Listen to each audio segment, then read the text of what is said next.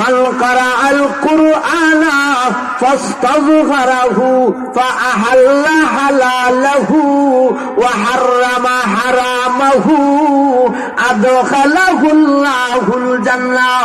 নবীজি বলেন, যে ব্যক্তি কোরআন শরীফ পড়ল এবং মুখস্থ কইরা নিল আর কোরআনের ভিতরে যত বিধান আছে হালাল বিধানগুলা হালাল অনুযায়ী মানলো আর হারাম যত বিধান আছে ওইগুলা হারাম হিসাবে মেনে নিল, এইরকম যদি আমল করে, কোরআনের হালালকে হালাল মনে করিয়া আমল করে, কোরআনের হারাম বিধানগুলারে হারাম মনে করিয়া আমল করে, আল্লাহ রাসূল বলেন আদখালাহুল্লাহুল জান্নাহ, আল্লাহ ওই হাফেজে কোরআনকে জান্নাতের ভিতরে ঢুকাইয়া দিবে।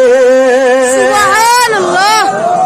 وشفاه في 10 من أهل بيته كلهم قد وجبت له النار।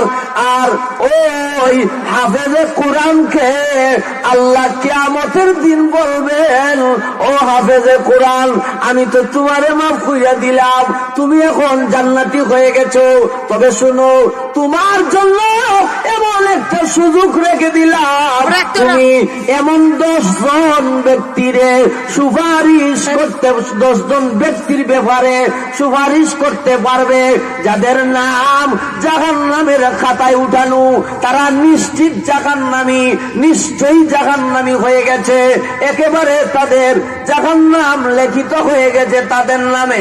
ওই সমস্ত 10 জন ব্যক্তিকে সুপারিশ কইরা জাহান্নাম থেকে বাঁচাইয়া জান্নাতে ঢুকানির পারমিশন দিয়ে দিলাম।